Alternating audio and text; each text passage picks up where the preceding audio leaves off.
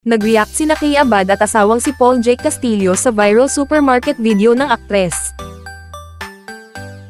Naging mainit na usapan sa social media ang showbiz personality na si Kay Abad, matapos mag-viral ang isang video ng kanyang pamimili habang di umano'y may kasamang mga bodyguards. Sa clip na ipinost ng isang TikTok user, nakita ang tabing ilog actress kasama ang kanyang mga anak sa isang supermarket sa Cebu, habang sinusundan siya ng mga lalaking nakasuot ng kaparehong puting short-sleeve polo, at itim na pantalon mula sa kanyang likuran.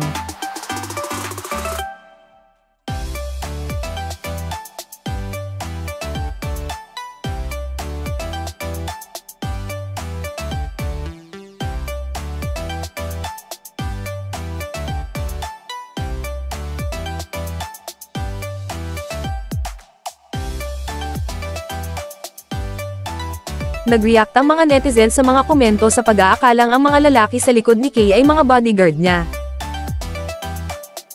Habang nagkomento din tungkol sa kanyang katanyagan at yaman bilang isang celebrity. Samantala, inalis ni Kay ang mga chismis sa kanyang Instagram story. "Lagi akong mag-isa kapag nag-grocery ako, or kasama ko ang kids.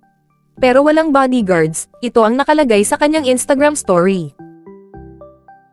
Binanggit din niya ang video sa kanyang pinakabagong panayam sa radio host na si DJ Jeho, na nagsasabi na ang mga bodyguard ay hindi talaga kanya ngunit mula sa supermarket. Nabanggit niya na sa kabila ng pagtanggi sa seguridad, iginiit ng supermarket na samahan nila siya. "I explained it on my social media na I did a collaboration with this supermarket. And then, so nagpadala sila ng bodyguard, the bodyguards work for the supermarket and then I told them na hindi ko na kailangan ng bodyguards.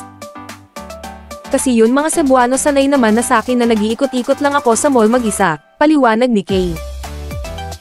But then sabi nila, "Sige lang ma'am kasi inutos daw sa kanila so sabi ko, okay." So yung nag-viral, hindi po sa akin yung bodyguards na yun, sa supermarket po, pakaklaro niya.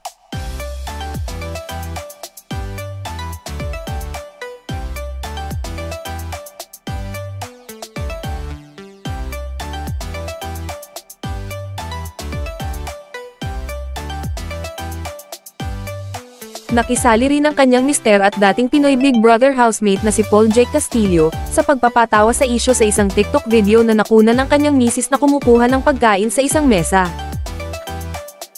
Habang nakatayo sa kanyang likuran ang mga waiter na nakauniporme.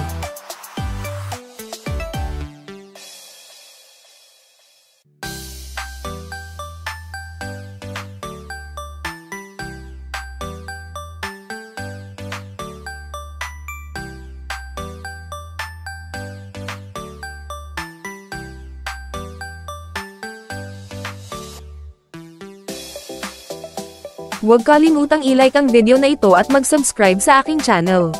Salamat sa panonood!